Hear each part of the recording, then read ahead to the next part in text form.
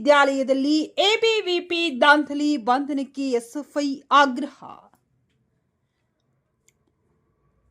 ವಿಜಯನಗರ ಬೆಂಗಳೂರಿನ ಅಜಿಂ ಪ್ರೇಮ್ಜಿ ವಿಶ್ವವಿದ್ಯಾಲಯಕ್ಕೆ ಅಕ್ರಮ ಪ್ರವೇಶ ಮಾಡಿ ಆಸ್ತಿಗಳನ್ನು ಧ್ವಂಸ ಮಾಡಿ ಕೆಲವು ಭದ್ರತಾ ಸಿಬ್ಬಂದಿ ಮತ್ತು ವಿದ್ಯಾರ್ಥಿಗಳ ಮೇಲೆ ಹಲ್ಲೆ ಮಾಡಿರುವ ಎಬಿವಿಪಿ ಗುಂಡಾಗಳನ್ನು ಬಂಧಿಸುವಂತೆ ಹಾಗೂ ಸೂಕ್ತ ತನಿಖೆ ನಡೆಸುವಂತೆ ಎಸ್ಎಫ್ಐ ಒತ್ತಾಯ.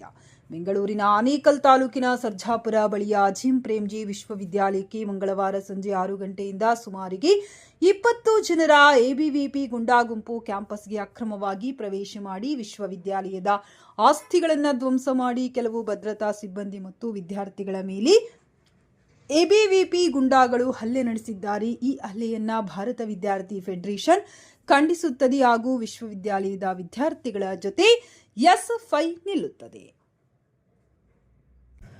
ರಾಜ್ಯದ ವಿಶ್ವವಿದ್ಯಾಲಯಗಳಲ್ಲಿ ಉದ್ದೇಶಪೂರ್ವಕವಾಗಿ ವಿದ್ಯಾರ್ಥಿಗಳಿಗೆ ಹಲ್ಲೆ ಹಾಗೂ ಗಲಭೆಗಳನ್ನು ಸೃಷ್ಟಿ ಮಾಡಲು ಮುಂದಾಗಿದೆ.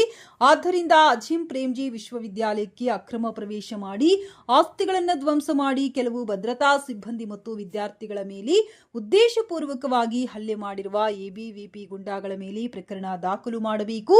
ತಕ್ಷಣ ಈ ವಿದ್ಯಾರ್ಥಿಗಳ ಮೇಲೆ ಹಲ್ಲೆ ಮಾಡಿರುವ ಎಬಿವಿಪಿ ಗುಂಡಾಗಳನ್ನು ಬಂಧಿಸಬೇಕೆಂದು ಹಾಗೂ ಎಬಿವಿಪಿ ಗುಂಡಾಗಳನ್ನು ಉದ್ದೇಶಪೂರ್ವಕವಾಗಿ ನಡೆಸಿರುವ ಈ ಹಲ್ಲೆಯ ಬಗ್ಗೆ ಸೂಕ್ತ ತನಿಖೆ ಮಾಡಬೇಕೆಂದು ವಿಶ್ವವಿದ್ಯಾಲಯಗಳಲ್ಲಿ ಪ್ರಜಾಪ್ರಭುತ್ವ ಉಳಿಸಬೇಕಾಗಿ ಎಸ್ಎಫ್ಐ ವಿಜಯನಗರ ಜಿಲ್ಲಾ ಸಮಿತಿ ಒತ್ತಾಯಿಸುತ್ತದೆ. ಈ ಸಂದರ್ಭದಲ್ಲಿ ಜಿಲ್ಲಾಧ್ಯಕ್ಷ ಜಯಸೂರ್ಯ, ಕಾರ್ಯದರ್ಶಿ ಶಿವರೆಡ್ಡಿ, ಜಿಲ್ಲೆ ಜಂಟಿ ಕಾರ್ಯದರ್ಶಿ ಕೆಎ ಪವನ್ ಕುಮಾರ್ ಉಪಸ್ಥಿತರಿದ್ದರು.